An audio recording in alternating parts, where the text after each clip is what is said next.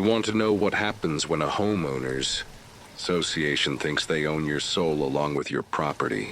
Let me tell you about the day I came home to find strangers walking through my cabin, measuring my rooms, and discussing paint colors, all because some bureaucrats in polo shirts decided my house was for sale without bothering to ask me. My name is Jake Morrison, and last Tuesday, I became the most hated man in Pine Ridge Estates. Not because I broke any laws, not because I hurt anyone, but because I had the audacity to remind 43 entitled suburbanites that property rights still mean something in America. It started with a knock on my door at 7 a.m. on what should have been a peaceful Sunday morning. Voice becomes annoyed. I stumbled out of bed, threw on yesterday's clothes, and opened the door to find Brenda Patterson standing on my porch. Brenda was the kind of woman who organized charity, luncheons to feel important, and measured her self-worth by how many committees she chaired. She wore a powder blue blazer that probably cost more than my truck payment, and carried a leather portfolio that screamed, "I have opinions about your lifestyle choices." "Good morning, Jake," she said with the fake smile of a politician at election time. "I hope I'm not disturbing you." "It's 7 in the morning on Sunday, Brenda." "Of course you're disturbing me." Her smile faltered slightly, but she pressed on. "I'm here in my capacity as president of the Pine Ridge Estates Homeowners Association. We need to discuss some concerns about your property." I leaned against the doorframe and crossed my arms. "What concerns?" She opened her portfolio and pulled out a clipboard thick with papers. "Well, there have been several violations that we've documented over the past few months. Your grass is 2 inches over the approved height limit. Your mailbox has rust stains that violate the aesthetic standards. And that," she gestured toward my driveway, "truck of yours is considered a commercial vehicle, which isn't permitted in a residential zone." I looked at my truck, a 15-year-old Ford F-150 with a contractor's toolbox in the bed. It was clean, well-maintained, and about as commercial as a soccer mom's minivan. "Brenda, I've lived here for 8 years. My grass, my mailbox, and my truck have never been a problem before." "Well, they're a problem now." She handed me the clipboard. "We're prepared to offer you a solution." Voice becomes suspicious. The solution was laid out in neat, corporate language across 6 pages of legal documents. The Pine Ridge HOA was prepared to purchase my property at fair market value, which, coincidentally, was about 30% less than what comparable homes in the area were selling for. They would handle all the paperwork, all the inspections, all the closing costs. All I had to do was sign on the dotted line and be out within 60 days. I asked, scanning the documents. "The association has been exploring opportunities for community improvement. Your lot happens to be ideally positioned for a project we're considering." "What kind of project?" Her smile returned, plastic and practiced. "A community pavilion. Maybe a playground. Something that would benefit all residents of Pine Ridge Estates." I handed the clipboard back to her. "Not interested." "Jake, I think you should consider this carefully. The violations I mentioned could result in significant fines if they're not addressed. We're offering you a way to avoid all that unpleasantness." "Is that a threat?" "It's a friendly suggestion." Voice hardens. I closed the door in her face and went back to bed. But sleep didn't come easy. I'd heard rumors about HOAs that pushed out residents they didn't like, usually older folks on fixed incomes who couldn't afford to fight legal battles. But I wasn't some retiree living on Social Security. I was a licensed electrician with a steady income and enough stubbornness to make their lives difficult if they wanted to play games. The first fine arrived 3 days later. $50 for excessive grass height. The second came on Friday, $75 for mailbox maintenance violations. By the following Monday, I'd accumulated over 400 Dollars in fines for infractions that included improper garbage can placement, unauthorized vehicle storage, and my personal favorite, failure to maintain community aesthetic standards. I paid the fines, but I also did some research. Voice becomes calculating. Pine Ridge Estates had been built 12 years ago by Meridian Development, a company that specialized in luxury mountain communities for discerning buyers. The marketing brochures promised rustic charm with modern conveniences and a lifestyle that celebrates the natural beauty of Colorado's high country. What they actually delivered was a cookie cutter subdivision where every house looked exactly the same. Every lawn was maintained by the same landscaping company, and every resident was expected to conform to the same narrow definition of suburban perfection. But here's the thing about Pine Ridge Estates. It wasn't actually in the mountains. It was built on former farmland about 20 miles outside of Denver, where the only natural beauty was whatever the landscape architects had planted. The rustic charm consisted of fake log facades and strategically placed boulders that had been trucked in from a quarry. My cabin was the exception. Voice becomes proud. When Meridian bought the land for Pine Ridge Estates, they couldn't acquire the entire parcel. My grandfather's cabin, a genuine 1940s log structure that he'd built with his own hands, sat right in the middle of what would become the development.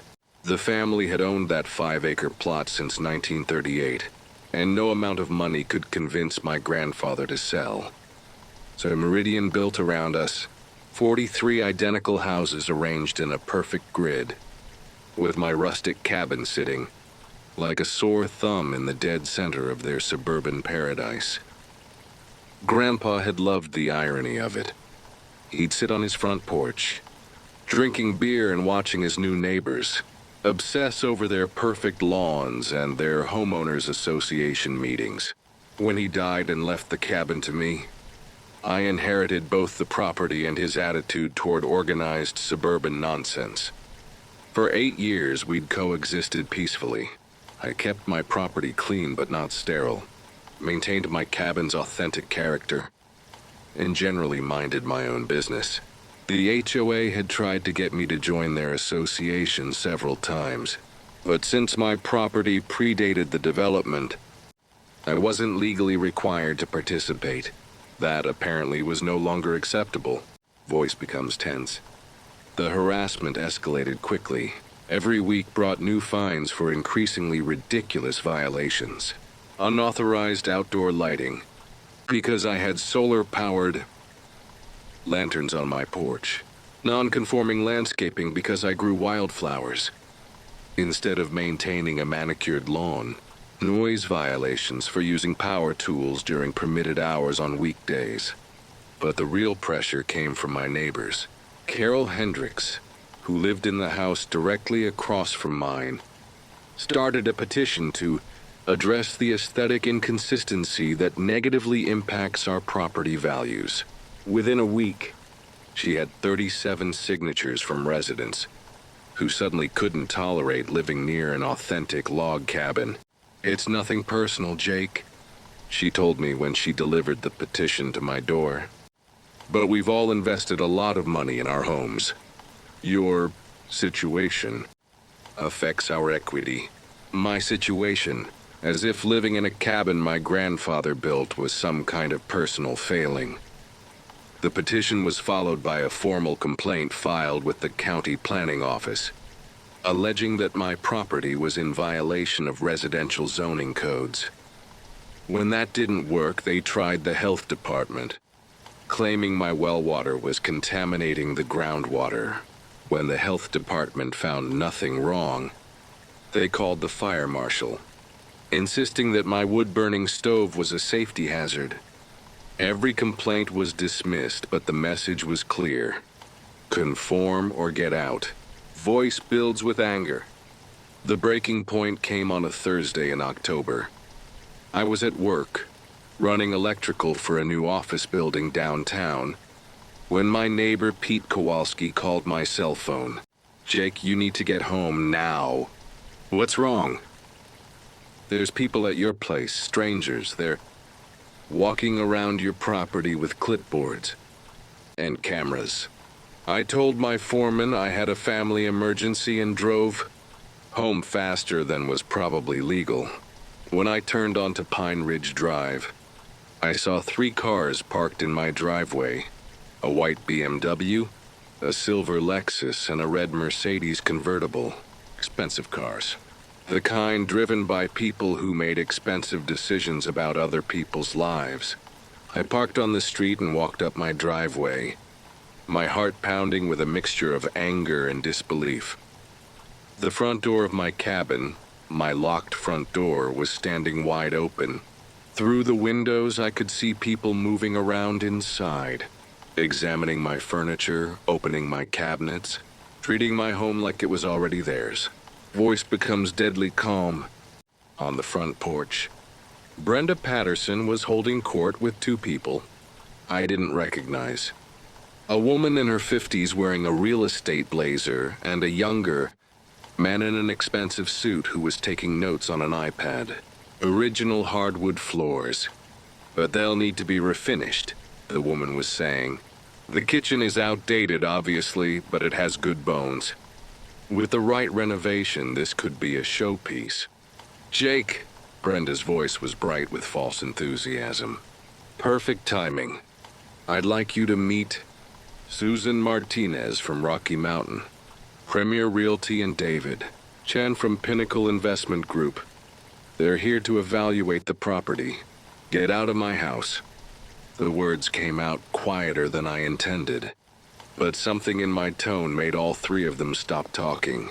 "Now, Jake, there's no need to be hostile," Brenda said. "We're simply conducting a preliminary assessment.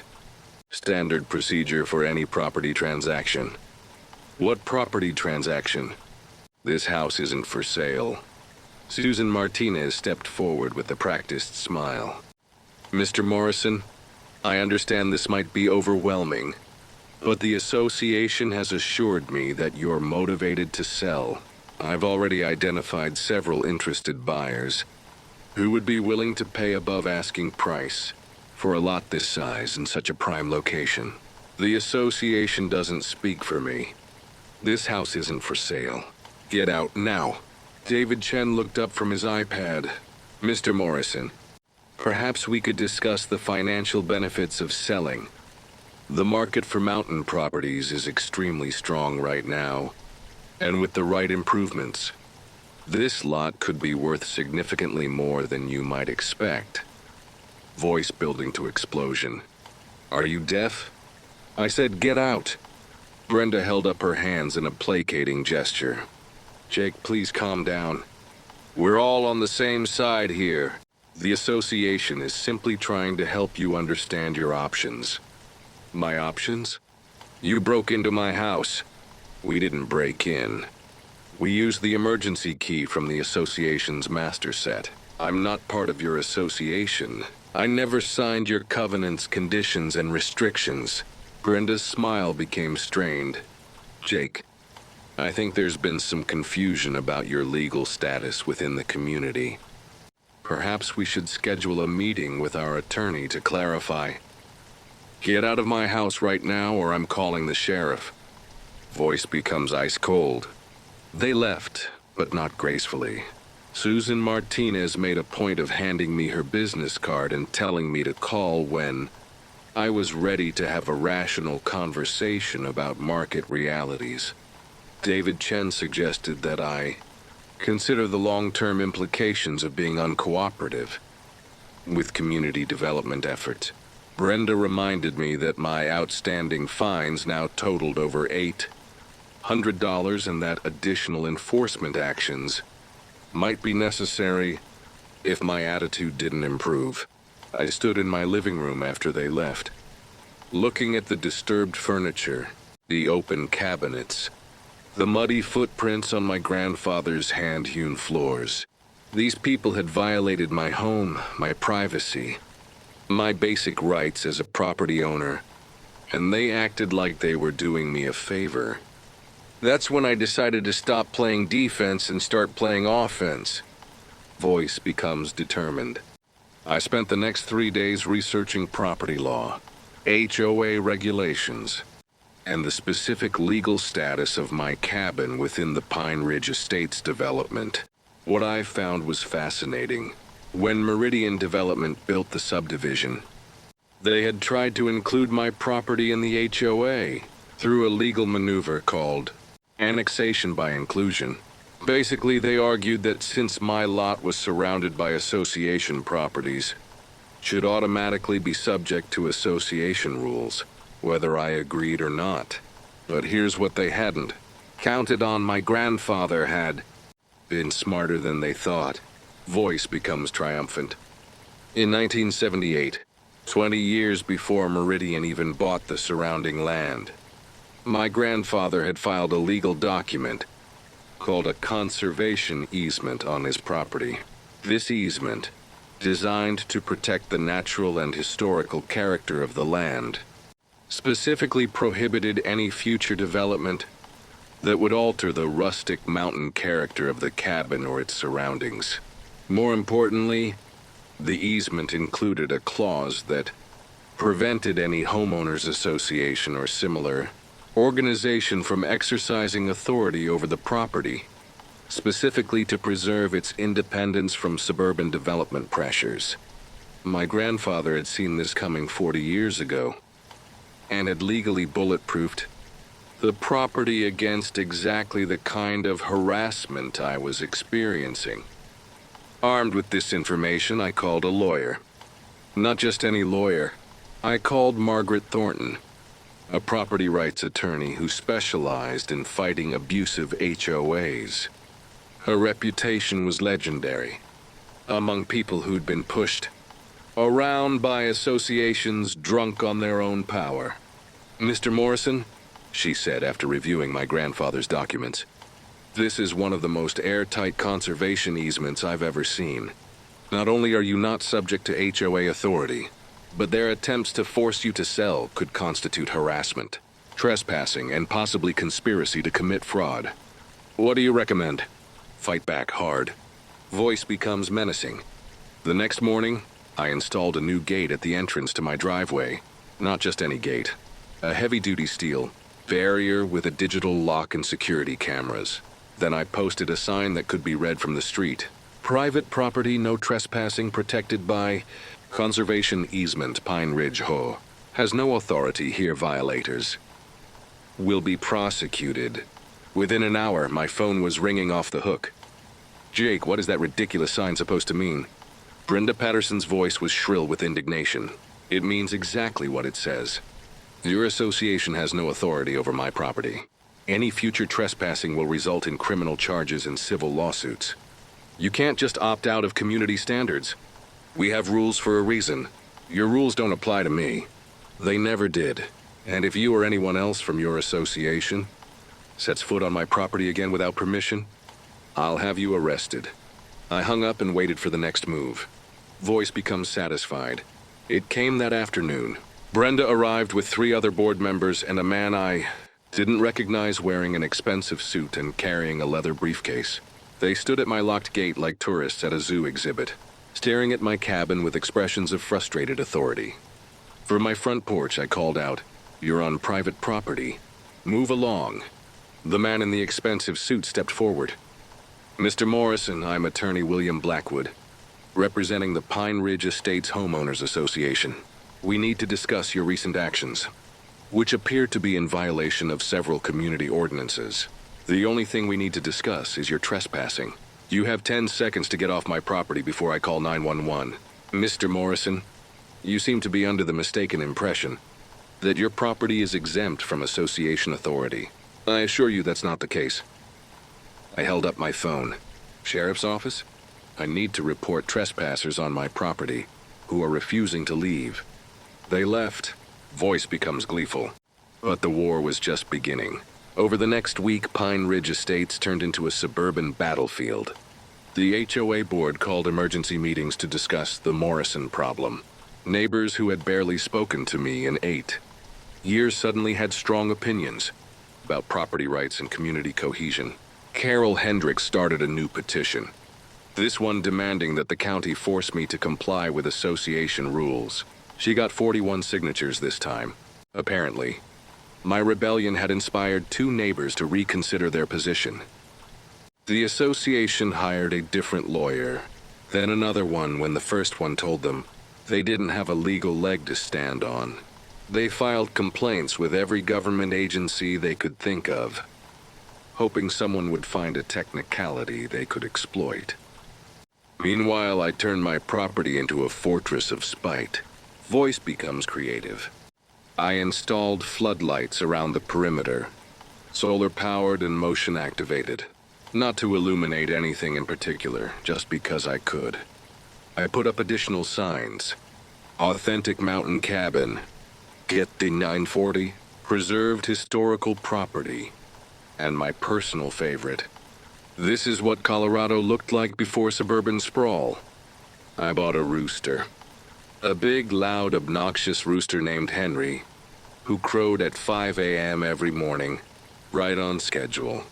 Since my property was zoned for agricultural use under the conservation easement, Henry was perfectly legal. I started parking my truck in different spots around my property, just to watch the association scramble to find new violations to cite me for.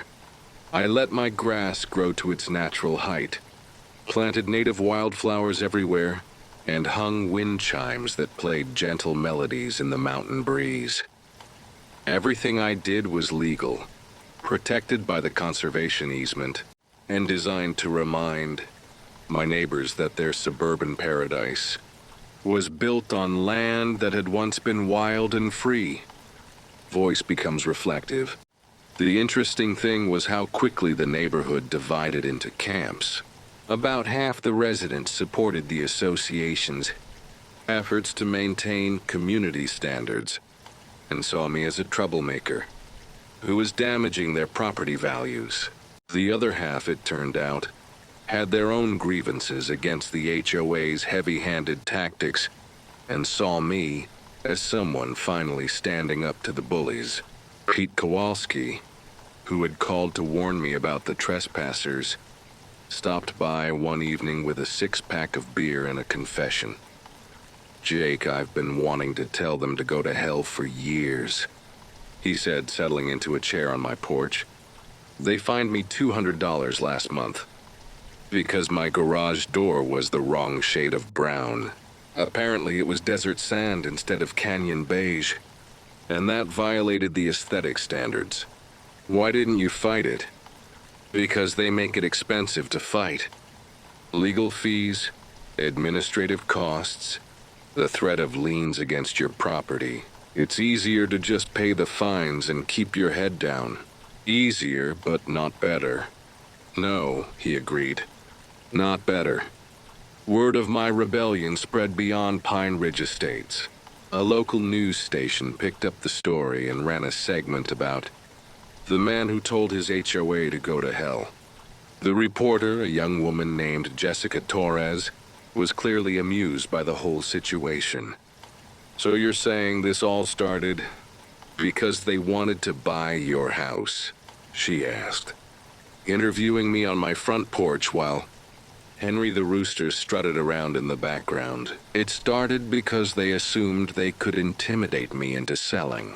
When I refused, they escalated to harassment, trespassing, and what amounts to attempted theft through legal manipulation.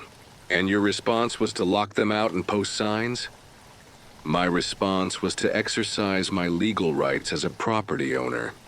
If they want to live in a place where every blade of grass is regulated and every mailbox is identical, that's their choice. But they don't get to force their lifestyle on me. The story went viral.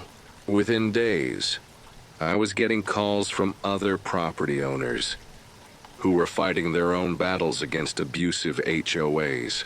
A libertarian legal foundation offered to represent me pro bono. 3 different documentary filmmakers wanted to tell my story. Voice becomes triumphant. The end came faster than I expected.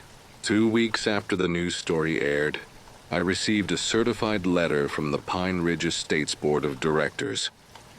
Not a fine, not a threat, not another demand to sell. An apology. Sort of. Dear Mr. Morrison, the Board of Directors of Pine Ridge Estates Homeowners Association wishes to clarify our position regarding your property and to address certain misunderstandings that may have arisen.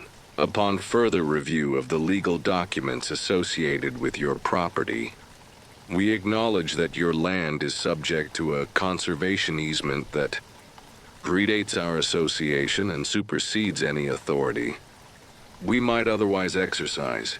We apologize for any inconvenience our previous communications may have caused, and confirm that we will no longer pursue any enforcement actions related to your property. We hope this clarification will allow for peaceful coexistence within our community. Sincerely, the Board of Directors, Pine Ridge Estates HOA. Voice becomes satisfied. I posted their apology letter right next to my no trespassing sign. But the best part came 3 months later, when Brenda Patterson put her house up for sale and moved to a different subdivision. Apparently, living across the street from someone who reminded her daily that she wasn't the boss of everything had become unbearable. Her house sold to a young couple from California who introduced themselves by bringing me a bottle of wine and asking if I could teach them about native plants for their landscaping project. Voice becomes philosophical. You know what I learned from all this? The people who scream loudest about property values and community standards are usually the ones who understand least about what makes a community worth living in. They want to control everything and everyone around them, but they mistake control for leadership and conformity for cooperation. My grandfather built this cabin because he wanted to live free. Not free from responsibility or free from consequence, but free to make his own choices about how to live on his own land. I still live in that cabin. Henry still crows at 5 a.m., my wildflowers still bloom in defiant profusion every spring. My gate is still locked and my signs are still posted. Because some things are worth fighting for, and sometimes the only way to protect what you love is to make it clear that you're not going anywhere. The HOA learned that lesson the hard way, and if they ever forget it, well, Henry and I will be happy to remind them. Voice fades with quiet satisfaction. Sometimes the best revenge isn't getting even. Sometimes it's just refusing to play by someone else's rules on your own damn property. Look, if 5 people like my video, that's 5 people I made smile. Maybe it's just 5 likes to you. But to me, that's 5 reasons I'm not quitting.